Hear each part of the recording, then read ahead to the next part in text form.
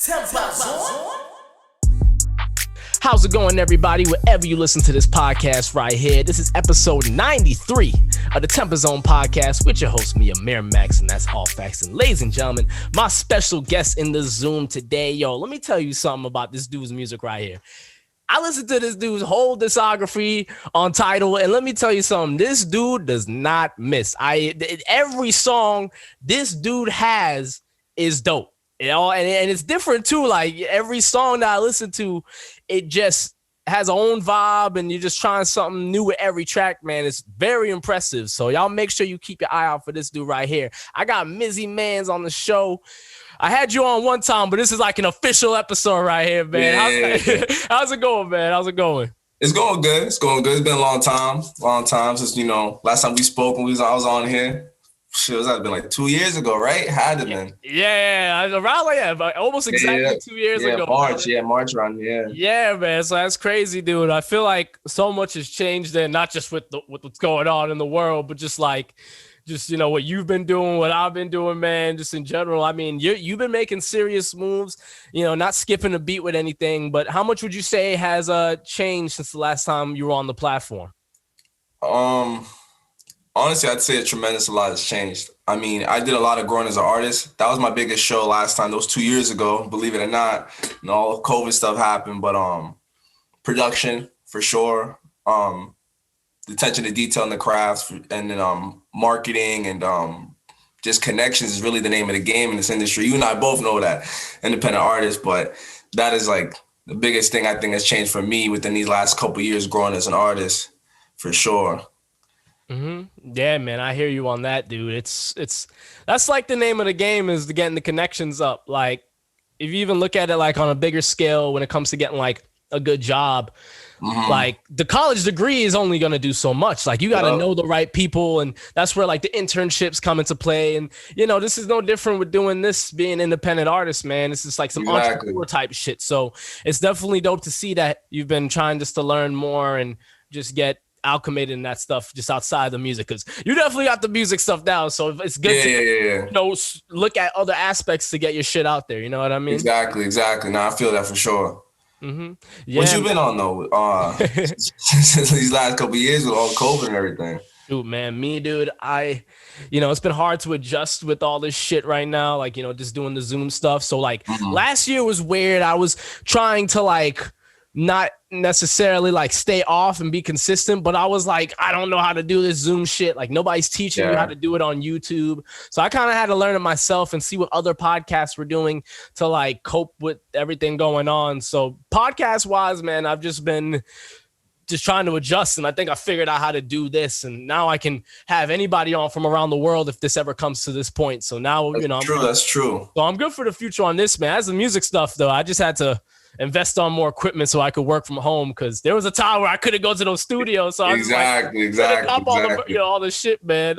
Where do you record at exactly though? How you been recording your music and stuff? So my main producer is Nick Champy. Shout out to Nick, you feel me? That's my guy from day one, through the whole thing with when I was up in New England, I was recording with him at his studio. I took a business venture at the end of 2019 out to where I'm at right now, which is West Virginia. Okay, cool. College. I was playing college football at the time. Obviously, when I first started my music career, I transferred to WVU, D1, go Mountaineers. Okay. With the whole intention of it's number one party school in the country. So the way I looked at it was like, I kind of hung up the cleats, and with a big college party scene like that, especially artists, the type of music I make, more of a mainstream style for sure, is clubs and just connections and people. So I was like, all right, let me interject myself in this region where these motherfuckers always just getting lit. These cats is wild out here, you feel me? It's a different type of vibe. Don't get me wrong. I'm a city boy, don't get me wrong. Yeah. And like, bro, these motherfuckers is wilding out here. I'm gonna keep it on being with you. Yeah. But yeah, I did that. And I met this great producer and engineer out here. His name's Hash. He's got a studio out here in Morgantown. So I've been, kicking it with him recently and everything like that. But I'm coming back to New England to, I'll be working hand in hand with Nick remotely kind of thing, especially with all the COVID stuff going on and me not living back out in that region. It's a little tough, but I built my catalog up really crazy. So I'm just like kind of sitting back and working a bunch of different types of angles, business wise, connections wise, while the distance is there. But always got to always write every day, always write every day, always sing every day. Just always got to be creative. It's important as a creative for sure.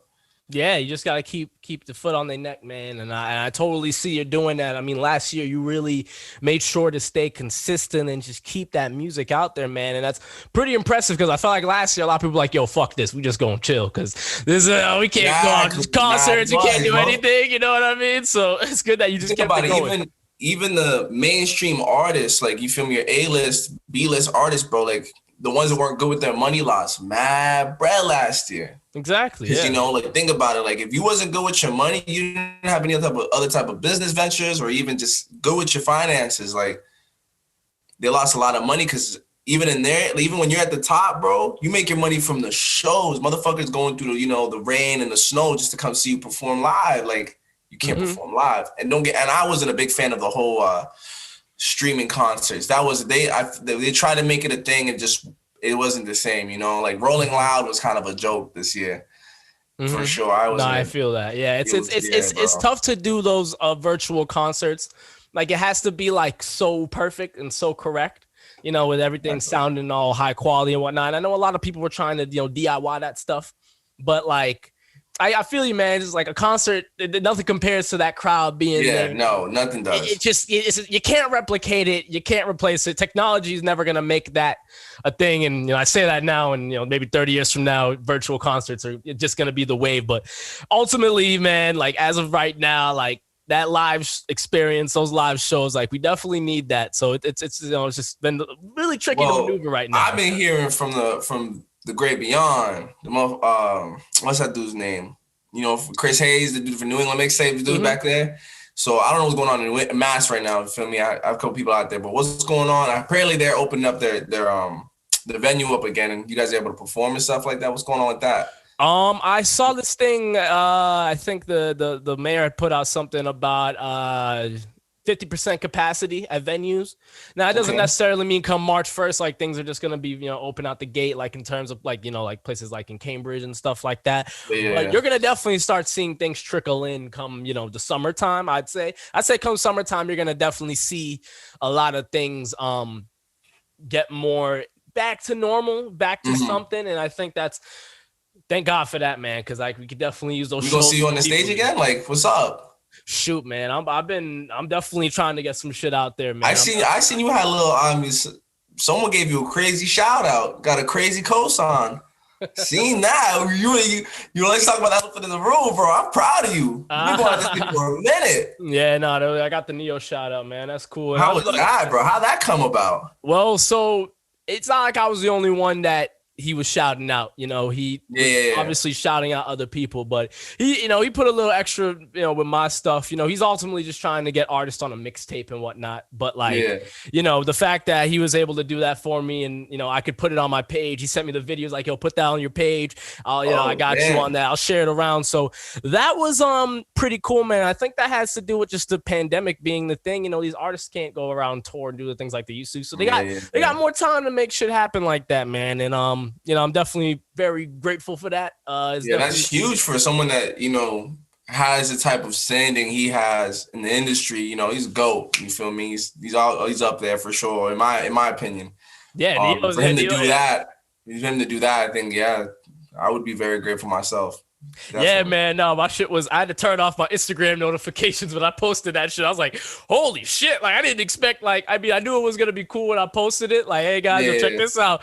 But I didn't expect that type of reception. Like, people I haven't spoken to in years were just like, oh, shit. You know how that works, bro. You know how it works. It's a hate-love relationship. Motherfuckers don't want to talk to you until you're popping. No, that's definitely something I noticed. It is what it is. Like I can't knock it I can't knock it because it's like you got to show and prove in this music game. Like you can't like so many artists like talk and they don't do shit. You know what I mean? And that's what I like about what you're doing, man. Like I don't see you really like say much. Like you just kind of just song, bam, here we go. I got the video dropping, boom. You do your thing very like you just work, man. Do you ever feel like it's tough to like? You ever want to just bite your tongue and not talk that shit, or you sometimes you kind of just like You Nah, just you man. saying the word. My personality, I'm shit, bro. Like I like to talk my shit, but Oh yeah, I'm really big into like letting the content speak for itself. for You sure. know what I'm Yeah. saying?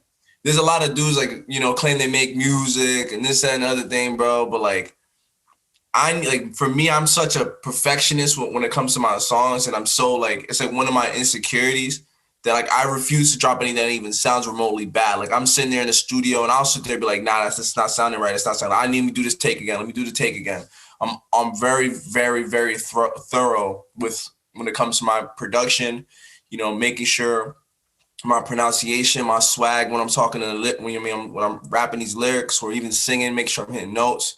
And if it's not sounding right, keep doing it. But if I still can't get it, like some dudes just be forcing tracks and the production is just terrible. Like, like them SoundCloud rappers do. Like I don't even post They my crank the music on auto SoundCloud. tune to like 100. Oh, Like, there's nothing wrong with auto tune, but when you're like overcorrecting shit, it just sounds like a bro, robot. I You had know to what I do mean? right. I don't really do features like that, but like I have like a kind of like I'm not a obviously bigger artist yet. You feel me? I'm still working on all that stuff, but But with you the gonna whole get there, image man. thing. But Definitely gonna I get there. had a couple artists. And the way I like when it comes to doing features for dudes, I'm kind of like I don't be trying to tax or even just be charging. Period. Like I'm just like music's music. You know what I'm saying? If the song you want me to be on a song, bro, this song sounds valid, bro. Don't even like we're not. There's no paying nothing, bro. Like I'm gonna hop on this track. And I'm gonna give you 110%. I had a dude right. I had two features. One dude sent me a track, asked me for a feature. It was my first time someone ever asked me for a feature. It was when I dropped No Heroes. Okay, yeah. And I was like, all right, let me just, I see, he's like, what's your price? I said, honestly, it just depends. Like, just send me the track and I'll let you know. Bro, that song was it was hot. Shit was hot. I said, bro, don't even worry. I said, just look, send it. Like, say, let me get this done for you. Don't even worry about this. I got you, bro. I'm hooking you up because this. I want to be part of this. Like, Yeah. it's not Mizzy Manz on your track. Like, I'm trying to be on what you on because this shit go hard. Yeah. And I had a few months ago, I had another younger cat, like, this little 16-year-old, I think. And he asked me, he asked me to be on a song. I said, all right, send me the track. I'll let you know. Same, do the same process.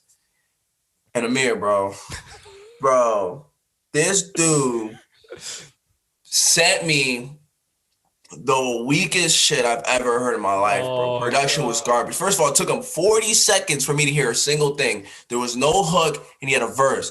So I tried taxing him because I said, look, here's the deal, bro. Like, I have to do your hook for you. So I'm gonna be your hook and I'm gonna do a verse for you. And I'm gonna It's your song.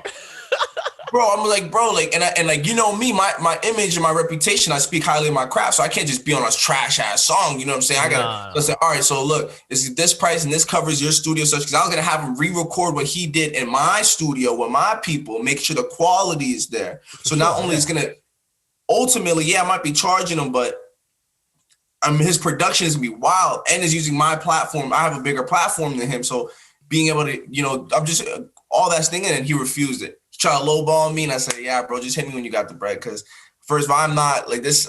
I ain't dropping music on SoundCloud. Never been. Like anyone that's ever known me, friends, family, like you active listeners, like only Spotify, Apple Music. Because that's a slippery slope, bro. Like think about it. If I'm a stranger on the street and you're like, hey, dude, and I tell you to make music, what are you gonna say? What's your SoundCloud, right? Nah, man. But some bozo shit. Feel me? Like I'm not like that. No, I hear you, dude. I and I think there's nothing wrong with if artist just wants to be on SoundCloud, but you got to remember at the end of the day, if you're trying to be taken seriously, like, you got to be on Spotify and Apple Music and Tidal and Amazon Music. Like when I've told people who've never met me before, like my friends would be like, yo, my boy, he makes music. And you should see the look on their face at first. Like, oh, okay, cool. Like, you make music? And I'll be like, yeah, like, now where do you listen to music? Like, I'm on Spotify, Apple. Once you say Spotify, Apple Music, like, oh. Yeah, the eyes light up like a Christmas tree. They don't know the process, first of all, and how that takes. So when they hear that, they're like, oh my God, like you're official. Like you take you take it seriously. And so I always let artists know, like, if you want to be taken seriously, that's step one. All right. Like get on the big platforms. Also, another thing too is that for any upcoming artists too, like especially you could be the most talented dude in the world, but like if you're truly serious about what you're trying to do, you really want to be that guy in the industry or whatever, even just have a shot, bro. Like you need to make sure the quality of your music is there, bro. Don't just be throwing these whack at SoundCloud sounding songs on Apple Music and Spotify. Because that's the most important thing. You don't want to do that because that taints your image. Because once they hear one crazy bad song, bro, they can't get that out their head. They can't. Mm-hmm. Yeah, because like, yo, this dude will just put out anything. He has no integrity. He has no range into what he's trying to do. And people are very fickle in this music game, man. They will turn you off at a drop of a dime. Hands down. But if you like, you know what I'm saying, you show up on some crazy artist's thing, or like, you know, you have a song that goes wild and they're like, motherfuckers more inclined to listen to you. You got the numbers, you got, you know, listeners, this, that, and the third. Like, that's just how it works, bro. Like if someone saw my music and saw I had 100,000 monthly listeners and like I got 200,000 followers on IG, like, I mean, person's more inclined to listen to me versus if I'm like, you know, I got like 100 monthly listeners and, you know, like 100 or 500 followers on IG, then like, yeah, my music sounds good, but I ain't shit, you know? Yeah. That's what I feel like your average consumer looks at it, you know?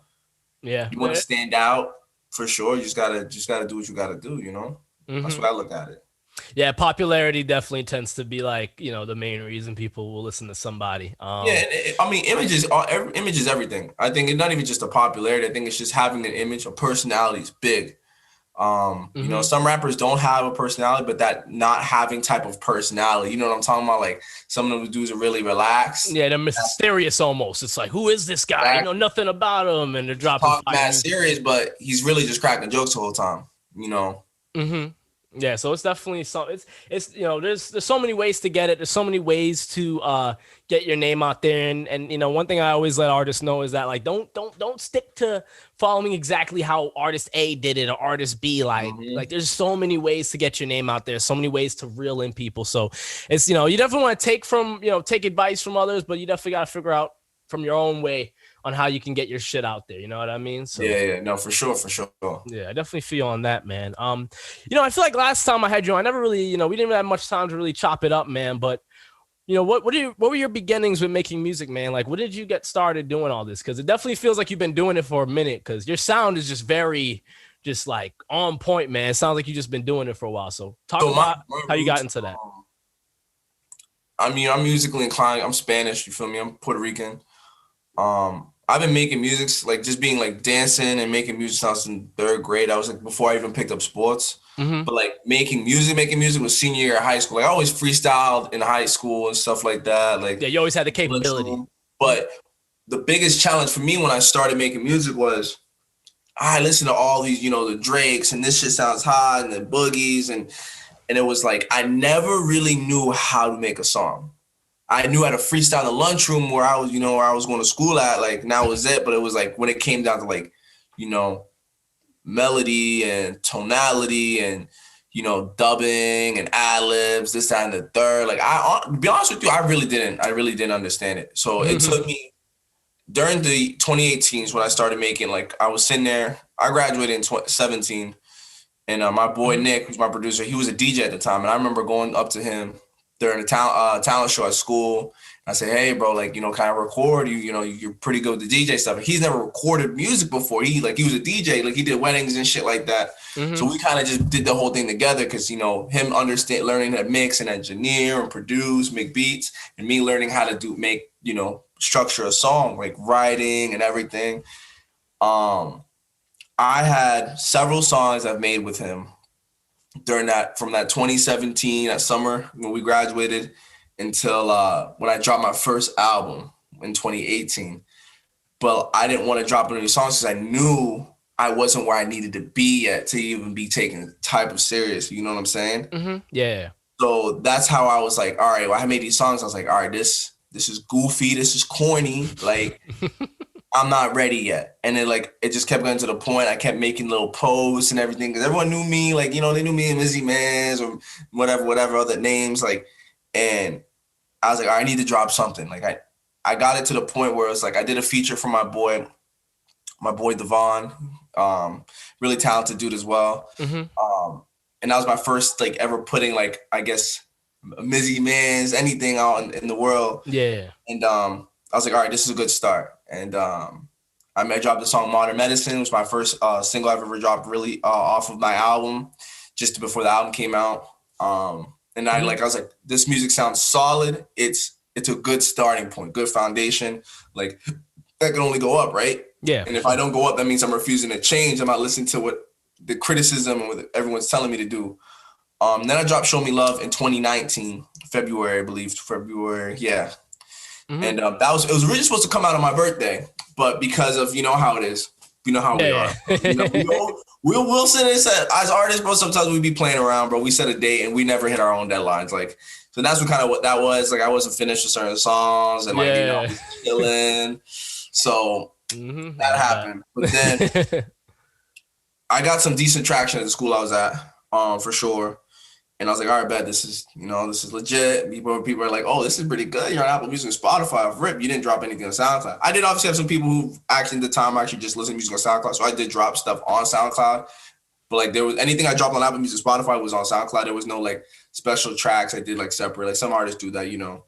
But that was kind of like, I guess, towards the end of the SoundCloud. Remember like how SoundCloud had that crazy like stride. Oh yeah, it was like 2015 to 2018. Yeah, 2015, it felt like it was just everything like you know, if you dropped me on SoundCloud, all right, it was like all right, you SoundCloud, it's fine. But like then like see 2017, 2018, it kind of transitioned out of that, in my opinion. No, for sure. It got easier to get on the streaming platforms like Apple Music, Spotify, and so SoundCloud kind of changed up their whole platform and how they did shit. So yeah, no, you're right on that, man. Definitely. They did that, but I mean, I had those songs, and you know, anything you and I both know better than anybody. Then you know, even when we make a project, some songs that we wanted on a project never ended up on that project. I have a bunch of songs like that. I have a bunch of unreleased songs that never made it onto anything.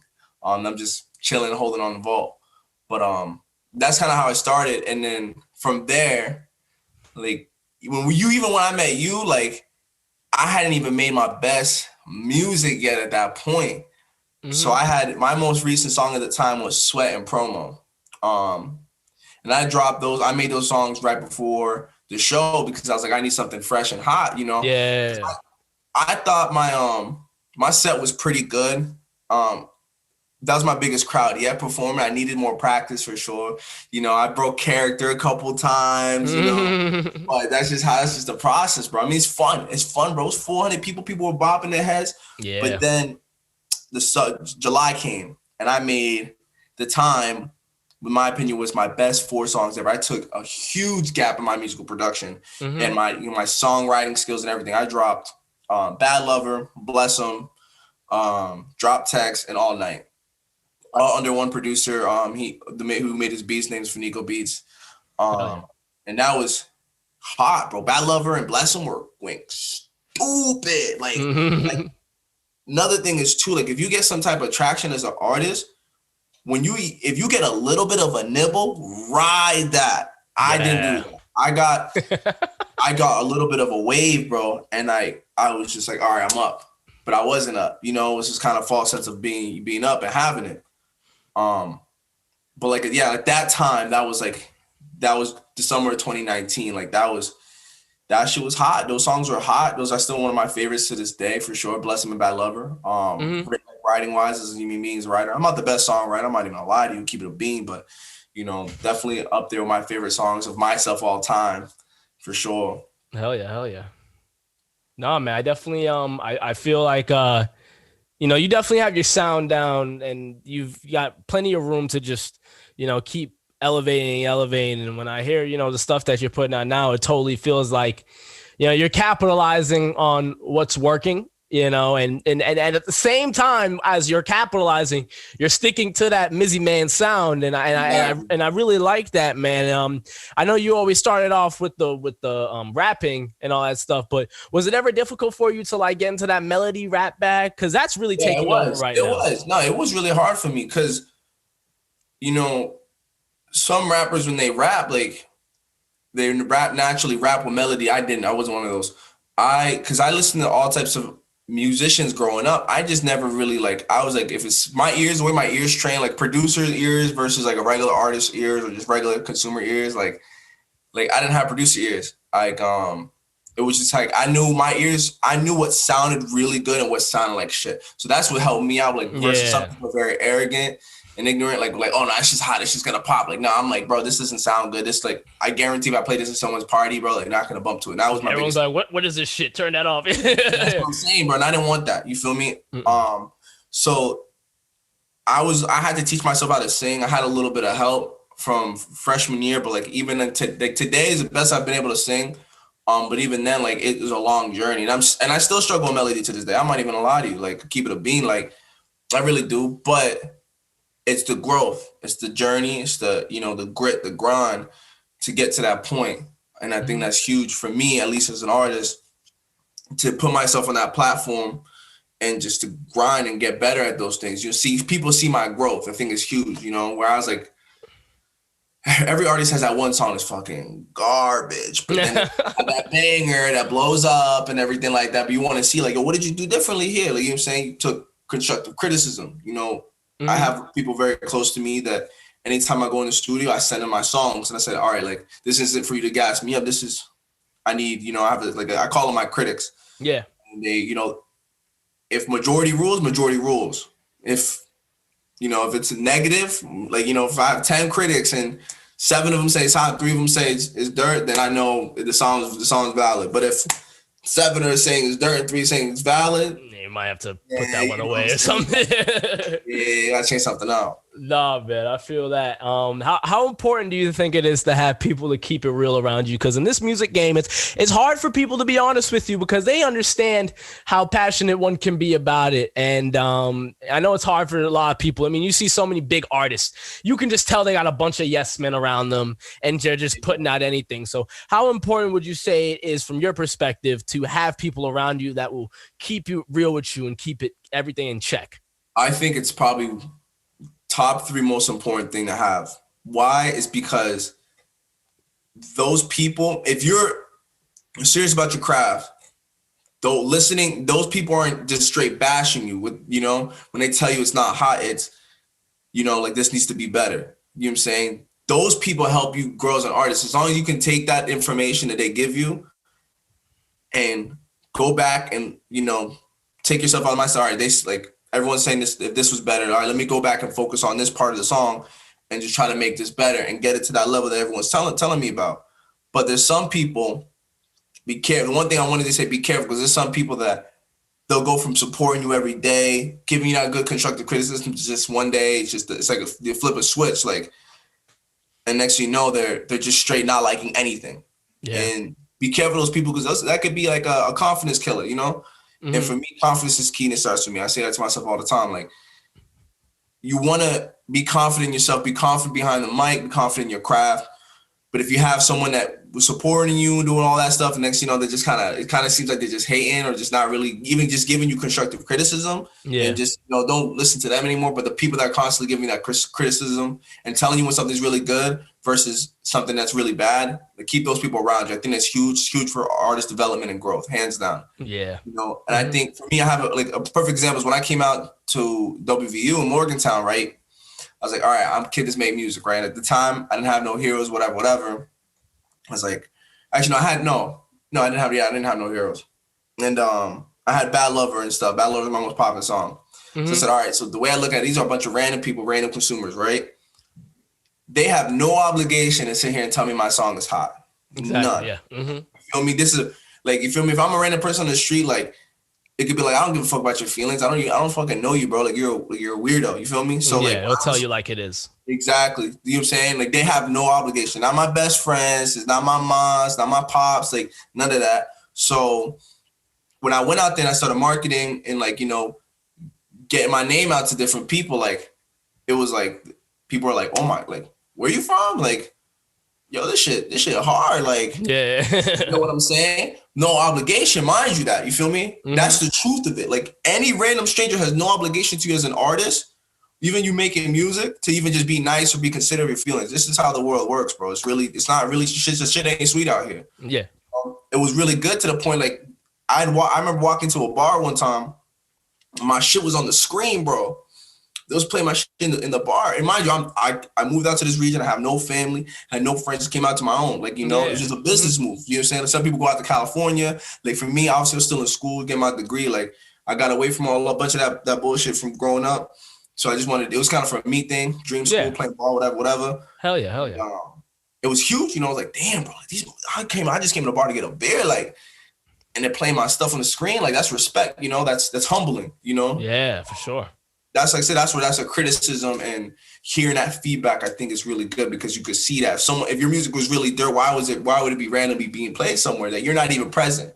Like, I'm not the type of dude I don't go to a party. If I go to a party, I never put my own song on. Even if I'm on aux, I skip over my own music. Like, I really don't like doing that. That's good. You don't want to be the artist who forces themselves on people to listen to their shit. There's a fine line to it, for sure. Yeah. Yeah, bro. If you want to listen to me, bro, you'll be like, yo, throw that song on. You know what I'm saying? Or like, if someone wants to play me, if I'm in a party and my song comes on and I didn't ask for it, that's huge, because that means they really wanted to hear me. You know? That's why I look at it. I hear you. I'm the same way, man. I think it's so good to promote yourself without promoting yourself, if that makes any sense. Like, you can't force, like you said, no one owes you shit when it comes to this. So it's always good that you could get your product out there without shoving it down people's throats. You know what I mean? You gotta, let the people come to it. And that's where marketing comes into play, and how to promote correctly. Cause I remember, I've been doing this for a bit, man. And I remember when I was 15 and 16, there were people who used to just, spam people messages with their songs. And I'll be honest with you, I used to do the same thing. And I had to learn to stop doing that shit, because if the people want to come to your music and listen to it, they will. And that's up to you to learn how to market correctly. And I learned that too. I ain't gonna lie. I learned that too, not too in the summer, because there's different ways of marketing, My platform at the time in the summer was Snapchat. Like, was a lot. I had to pop in Snapchat. So when I got No Heroes popping, I never sent the mass snaps out to every single, contact I had on my Snap. I did that, and like, it worked at first, don't get me wrong. But then I quickly learned when I came to other releases and stuff, that tactic died hard. You feel me? Like, at first it was like, I remember my Snap was going crazy, bro. I remember I had like 300 Snapchats at one point, my phone froze. But then next time I did that same tactic again, it didn't necessarily work again. You feel me? So some people, it really just depends. I think it's a good starting point if you have that type of clout, and you really had something popping like I did, to use at first, but then you have to have other resources in place to continue that energy. You don't want to burn out. Like, I kind of burnt out that outlet. You mean on my Snap, for example, with that promoting music there. I still have a decent response, but I don't really send out a mass Snap anymore when I come out to drop a new song. Maybe here and there, if I really want to. If people listen to it, they don't. Yeah, from there, and from there, you just got to focus on the people who, from that initial, push of the song, who the ones who replied back and responded to it, and then other people you keep in touch with. And that's like the things people do nowadays with like email marketing. Like, they figure out the people who are like, yes, I'm fine with you having my email, send me that stuff, bam. And that's kind of like the same concept, but it's not as abrasive as just like randomly DMing a shit ton of people who you never talk to and just like, check out my song, you know what I mean? I definitely think from there it's something that works, but like you said, it can burn out really quickly. So ultimately, you just got to figure out who you can market to the right people, because at the end of the day, word of mouth's good. Like, if those people are vibing with it, they'll show it to their friends and it'll just spread. Exactly. You know what I mean? So word of mouth only take you so far. Really, just only takes you so far. Yeah, for sure. And then from there, you can kind of just work from it from that, man. So but that's good, man. I think it's just the marketing aspect of this game is just, it's so crucial, man. And I feel like some artists, they try to pretend like, oh, it doesn't matter, I'm just gonna do what I want. It's like, all right, buddy, you can do what you want, but just remember, like, you're not probably gonna get anywhere with that. You know what I mean? Like, if you're not trying to like market your shit correctly, it's not gonna work out unless you get lucky. But how many times do you see that happen? It's pretty rare. You know what I mean? True. Yeah, so ultimately you just gotta want to have that down, man. But let's talk about No Heroes, man. That song has a shit ton of streams on Spotify. It's popping. You got the video for it and everything. Talk about the whole process behind you making that song, man, because I really fuck with that track. When I made that song, right, I was in my garage and I heard the beat. You know what I'm saying? It was on YouTube, whatever. and I just heard it. I said, because I was okay afraid that like I had my most best song ever, and I flopped on marketing, everything on it, that I can't get it back, you know. And you shouldn't think like that as an artist. Never do like that. You feel me? I was at the time I was like that. So I was always listening to YouTube beats, just freestyling, because that's just how I get my creative ideas. Mm-hmm. Oh, yeah, definitely. And I was sitting there like I was just like I rapped to it several times, mind you that, and it wasn't like how I wrote. Obviously, ended up writing the song. And then one day I was just like, I was in there just listening to it in the garage, and I just started yelling it. I was like, be long, like, and I was just getting crazy. I said, yo, I was like, this shit's a hit. Yeah, man. I said, hold up. He took the beat off of YouTube, and I was like, damn, bro. I said, I lost, and I look, he was desperate. I was like, I had to like, I do these little raw audio recordings on my phone to see if my voice sounds good on the beat. That's all I had of the song. So I was like, damn, I'm gonna just get the beat recreated. Like, there's got to be a producer to do it, right? Yeah, for sure. Yeah. Back available on YouTube. I hit the guy up, and I was like, he wasn't a big producer at the time. What's his name? T80. Yeah, his name T80. He produced the beat. He's from the UK. He's from London. Oh shoot. Yeah, we far away, and I hit him up, and I was like, I was talking price and stuff. You know how it works. You know, your MP3 leases, wave leases, stamps, and exclusive rights. Oh yeah. So I did my little negotiating business magic, the little knowledge I got with that, and I got the exclusive rights to it. And I said, I need this song. I told him, I need this beat, bro. Like, I want this right now. Found it, negotiating. I got the exclusive rights. As soon as I got that beat, everything for it, I said, time to work. Yeah. So me and X will stop playing, my boy, my man's. He helps me write music and shit like that too sometimes. He's a really good songwriter. One of the best songwriters, I think. If him and I blow up tomorrow, bro, like that dude, I think is 10 times way more talented than I am. All give credit where credit's due. You feel me? Man. He's another great artist, man. Y'all have great songs together. He's so underrated, but him and I were sitting at work. He was helping me really hard with melody, bro, in that song. So he helped me tweak some of my lyrics a little bit down. I had the bass structure of the song down. He came in. I called him up because we always video conference. We always do, no matter what. Even to this day, we still do that. Hell yeah, that's good. We got the lyrics down, whatever. And I was in the studio, and I was calling him back and forth, FaceTiming him, and I just wasn't getting it down right. And like I told my producer Nick, I said, just let the beat run. We're just gonna keep recording until one of the verses or takes I take is that melody. Yeah. I got it. I was sitting there behind the mic, bro. It took me like an hour just to get it down. Like I struggle with melody hearing in my ears. You feel me? So I got it, and then we pieced it up. Nick did his magic, and I was like, I gotta get a music video for this. So, and when it comes to that, like I'm a perfectionist. So my man's Gabe, Lip. He's a film major. Good with the camera. He takes all my professional photos for me. Hell yeah, yeah. I had him do my music video, and I was really like, I needed to look like a movie. I need this to look cinematic. That's how I am. I don't want to be perceived as anything. I don't want to have a goofy random rap video. Like, I want to look the best I can possibly look on camera. That's how I want to look.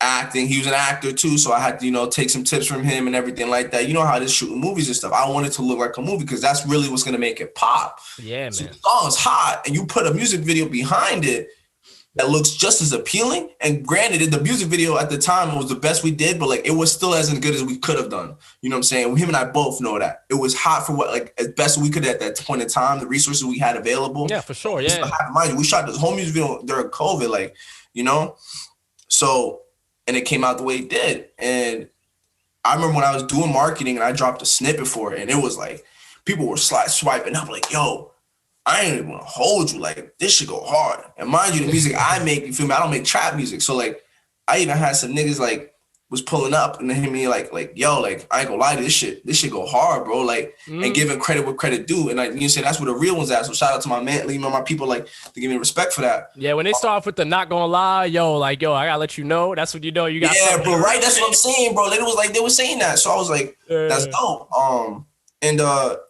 Yeah, bro, it's just, it went crazy, went stupid, you feel me?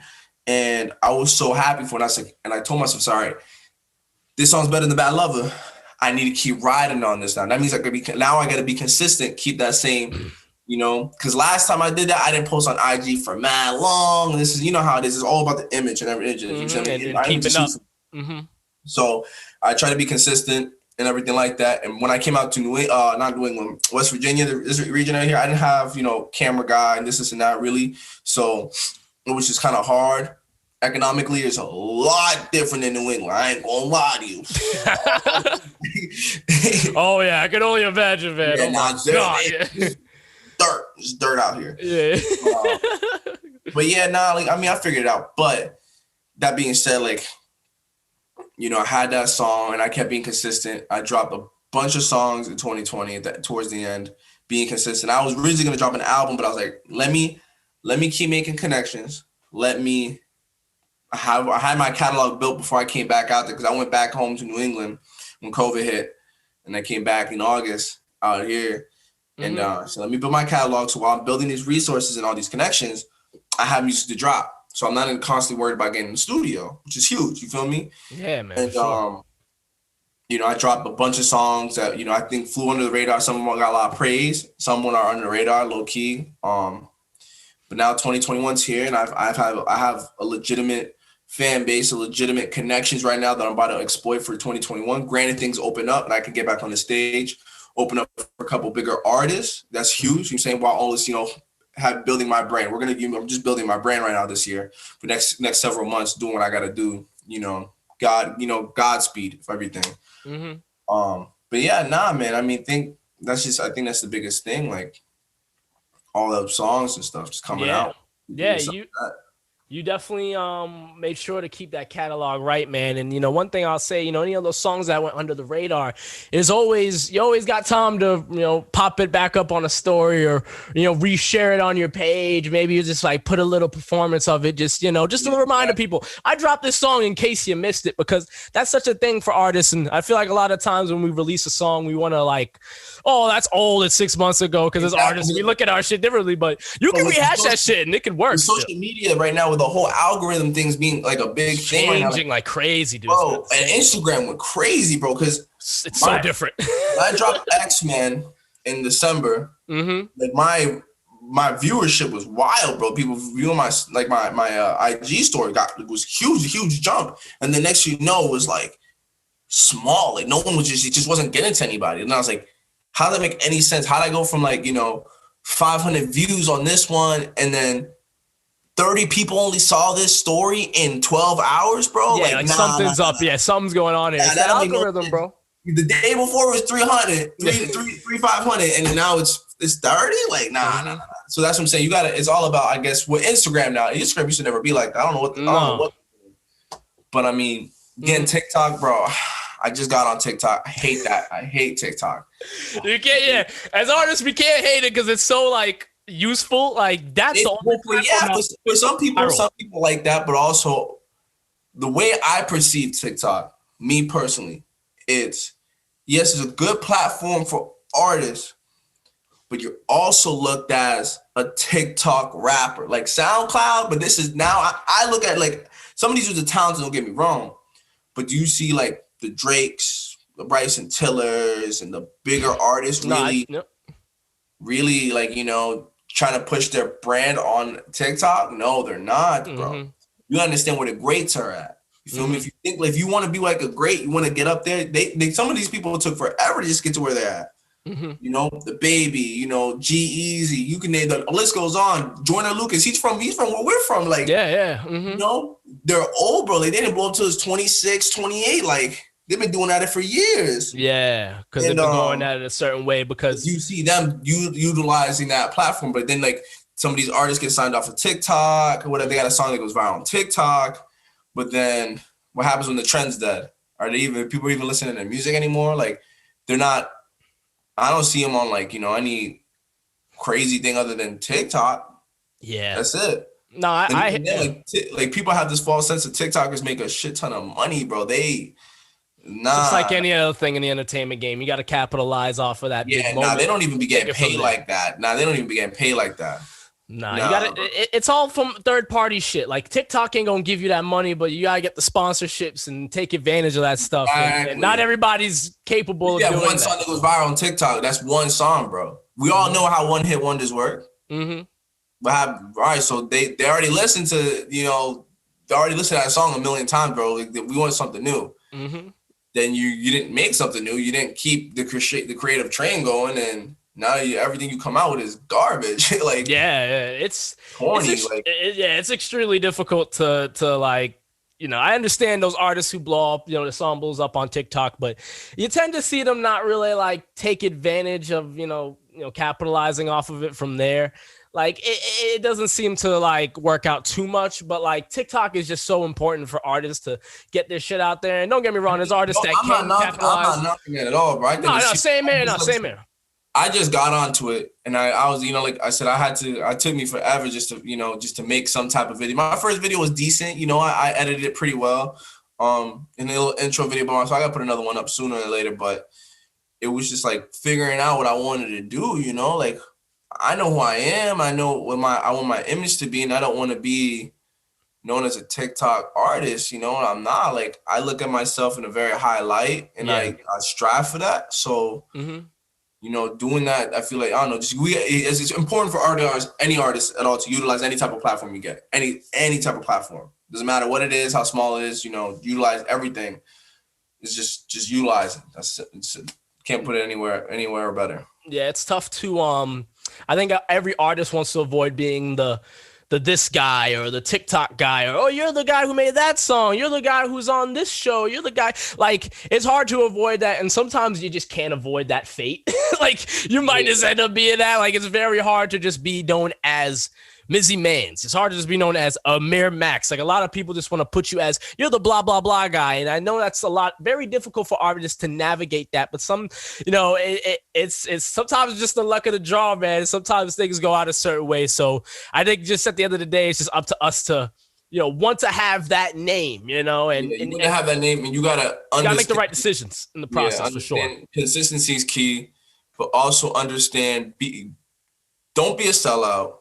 Be true to yourself. Yeah, don't sell that. Selling out is easy. Also adjust your music according to like what is, I guess, what's now, like music's always changing. Like, I've been on live streams with different promoters and stuff that be playing people's music, just stuff like that. And there's a lot of old heads making old head music. Like rap you can't make rap music like how rap was in 2005 and like 08 in 2020, bro. Like, ain't nobody listen like that no more. That type of rap and hip hop is not popping, bro. Like, you ain't finna hit me with some Young Jeezy shit and like think out like, no disrespect. I'm just saying, like, that's just. No, I hear you. Yeah, I'm saying it's evolution. You gotta evolve and just see how it is now, how our trend is. But the biggest thing, artists, longevity in a career like this, and just even if you get that opportunity, bro, you're on the spotlight, is being able to evolve with the trend. Like my biggest influences are, is Drake. You feel me? I look at how he progressed, bro. He just, every album, every song is just, he's with every single wave. He never misses a beat, bro. He's been doing this for that long. Mind you, he didn't start popping until like, I'm 22. Like, I turned 23 this year. Like, but he just, as music, the hip hop game changed, he changed with it, and he kept going and going and going. And he adapted very well. And like, for me as an artist, myself, my sound, my what makes me me is like, none of my songs ever sound the same. You can't find a song that sounds the same. Nope. I'll say it for the people, man.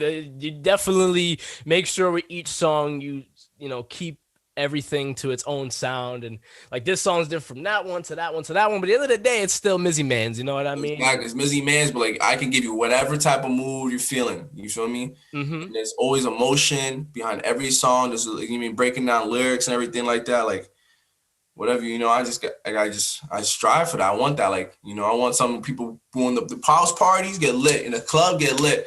But if you down bad, shorty broke your heart or something, you can throw me on. Yeah, there's that too. Yeah, I think that's such a dope aspect for an artist to be able to do that. And there's nothing wrong for artists if they want to have that one style, that one sound they capitalize on, because there's people out there who want that too. And so I think it's just up to the artist to figure out what works best for you. And you just gotta, trial and error that shit until you get it right. Exactly. It's trial and error that shit. I definitely want to talk about Studio Sex, man, your latest track. This is definitely a good example of you sticking to different vibes and different sounds, man. Were you nervous to drop a song like this? Or you're like, nah, this is No going to way. work? I had this song done in the summer, 20. Oh, 20. okay.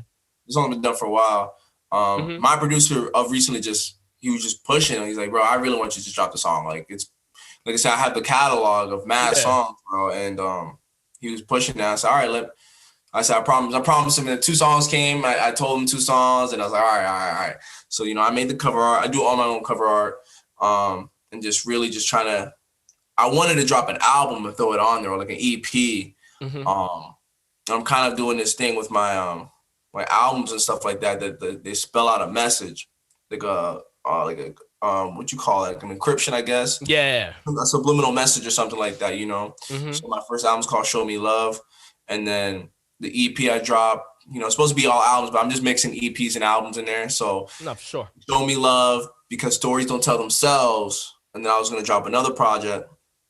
Because stories don't tell themselves, When I'm Alone with You, after the party. So the next 2 projects is When I'm Alone with You and After the Party. But I had an album the album was gonna drop this year. It's called Before It's Too Late. But I was like, I don't want to drop an album like this. It's got 20 songs on it. If I don't have the type of platform where it's really gonna get crazy recognition, I'm not trying to drop my craziest project without having that platform. So I'm holding on to make sure it hits. Yeah. Exactly. You know what I'm saying? So I'll probably drop 2 EPs this year. And if everything goes well, God forbid, God hoping it happens, I'll drop that really big album, 20 songs for sure on there. Intros, outros, interludes, you name it, bro. It's going to have, some pretty good artists on there too, some local artists, you feel me? I'd love to have a track with us on there for sure. I feel like it'd be huge. No, we're gonna work on something for sure, man. I definitely think our sounds could collide very well, man. So we definitely make that happen. To have a project like that's very it'll be very emotional. I'm not gonna lie to you, like very emotional project like that. But yeah, I mean, the Studio Sex is one of my favorite songs, hands down. I think singing wise, I don't have a lot of crazy singing songs. Like I said, I'm a decent singer. Keeping myself humble. I'm not the best singer. I'm not. But killed it on this one, man. I felt like you really trying to get you're like, I'm gonna make sure to sing this one right, like as best as I could. Yeah. It's like muscle memory practice is key. You know what I'm saying? I don't need a lot of auto-tune. I don't. I try to avoid it. Some songs you can do it. That song I used a decent amount, but I'm not a big fan of using auto-tune in any of my music actually at all. I use very, very little of it. Yeah, just enough to just make it iron it out just a little bit. A little bit of help, but nothing crazy. I really don't like my song Tan Lines, hands down best singing song of me vocally. Yeah. There's almost no pitch correction on that song. And it's freestyle. I did that song in 2 takes. Damn. I did the hook in 1 take. Right now I was on the way out of the studio. And I said, yo, I was listening to the song at work, whatever. Like this beat, let me just make it a demo. And I just had a shot in your mind when you freestyle that one, man. I was like, I just did it. And I was like, that's hot. I said, yeah, we're keeping that. And then I freestyled the verse. First one was trash. I said, yo, let me just do it one more time, just because it's the demo, right? You know how demos go. And then I killed the freestyle on the verse on the second take, and that was it. That was a song, mix and master, good, boom, boom, good. That's impressive, man. I think that's sometimes you can really get a really dope song when you just don't think too hard about it. Because you know how it be, man. We artists be overthinking shit sometimes. I be overanalyzing like a motherfucker. I ain't gonna lie to you. I really be making it hard on myself. But that's just, it's just me, bro. I guess that's just how I am. I just look at it in such a critical perspective, my fault. And I think that's just what makes me me. I overanalyze my music. I think everything has to have some type of meaning, or some of it doesn't have to have a meaning. Like if I write a song, it has a meaning in it, but it might not necessarily been drawn from a personal experience. You know what I'm saying? Like I try to make music where it's storytelling, I guess, but not really storytelling. Really, just like a fantasy thing. Like if I make this crazy club song, but like the words I'm using in it, like if you're sitting in the club, like you're really feeling it, like it's like taking to another level, taking to another whole realm. Or if you're just sitting in your room and you're just getting lit, like you're just thinking you in the club or something, and it's like you're feeling the words and everything. Like that's really how I strive to make my music. Just put that energy behind it, that type of create that imagination. It's really just ultimately what I just be trying to do. Yeah, man. And I think it's definitely easier said than done, but I think with you, man, you've found a way to curate that sound so that way you can, give off a certain vibe, man. And I'm really looking forward to just everything you got going, man, because I really think, you're on your way to just keep elevating with the sound, just keep the people on their toes for what's next, man. I think it's really dope, man. But we're starting to get close to the end of the episode here, man. So I just want to get this. Yeah. This has been a dope conversation, man. Yeah, this has been lit. We've been talking on the podcast. I'm gonna keep it being with you. Yeah, no, that's cool, man. That's great. I'm happy, we made this happen, man, because I knew that, you have a lot to say and, really, break it down. I really thought we did that, What are you doing for episode 100? Hey, man, you want to bring me back for episode 100, 100 episodes. I'd love to be a special guest. I'm going to do something special for it. I'll definitely try to find a way to get the people involved outside of just doing the podcast. I'll definitely do something. Yeah, let me know. You feel me? Whatever you need, I'll help you out, bro. Yeah, we're going to do something special for it. Don't worry. I got something in mind for episode 100, but I'm glad you asked, but don't worry. Something's going to be popping up for that, man. It's definitely crazy. I kind of just try to go, go. Yeah. But like, definitely the episode 100 going to be something special. So I'm happy you asked about that, man. But I definitely want to ask you though, man, it just seems like you have a big understanding of the game. So is there any advice you would give to any artist who's just starting out? With some, little tips that you could, give them to help them go the right way? I have this understanding for one, but I learned a lot actually in recent months. You can make the best song in the world, bro. Like really, like I'm talking about up there with this, Billboard songs. This name of the game is connections. I recently learned that. Like I was thinking, all right, I just need to make the music better. Like for me, my music right now is not the problem. Like it's not, my music doesn't sound professional. It's not that it doesn't sound good. It's not that my lyrics are corny. It's connections. You gotta find your connections through any types of means necessary. Like for me, like, I got something in the works. Don't want to really, just keep it myself. But yeah, keep it low. As any artist, if you really put it first, make sure the craft's there. Make sure the product is there. Once the product is good, then start looking for connections. You feel me? Build your catalog. Don't ever stop working. And the name of this game is connections. Any of these randos that just pop out, you didn't even hear about them before, is a connection game. It's all it is. No matter what they say otherwise, don't listen. It's a connection. Don't just take a random trip to California, posting your IG if you ain't going to California to do nothing. You feel me? Or going to New York City and do nothing, or going to Atlanta or Miami, whatever. You feel me? Like if you go out anywhere those crazy music places, like make sure you got your connects. Your connections is the name of the game, because those people who are plugged in will plug you in if you got what it takes. If you have your product is there, you go up to this connect. Like, yo, bro, I'm real deal. I need a little bit of help. I need to connect.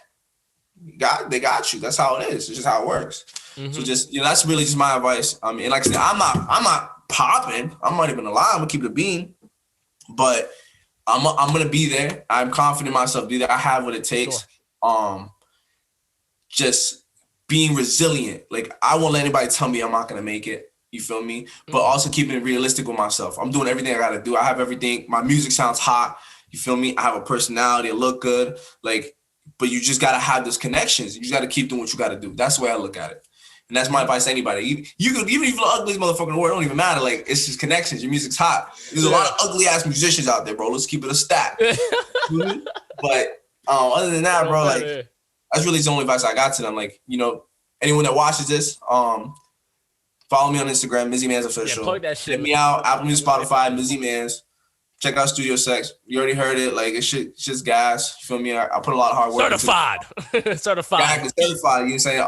My boy EXO actually helped me write that song for sure. He was really gonna really help me out with that for sure. I can't just take all the credit for it. I know it's good to shout your people, man. I think more artists should be doing that. So you've been shouting out a lot of people. I like that, man. Yeah.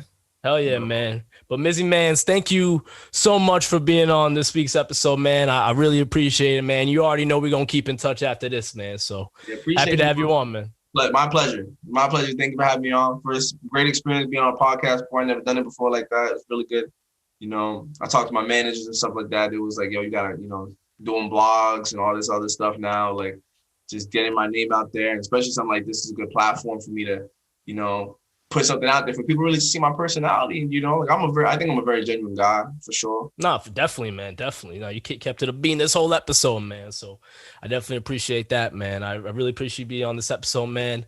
Ladies and gentlemen, that is episode 93 of the TempahZone podcast. Thank you very much for tuning into this episode. Make sure you tune in next week for another one. All right. Peace out.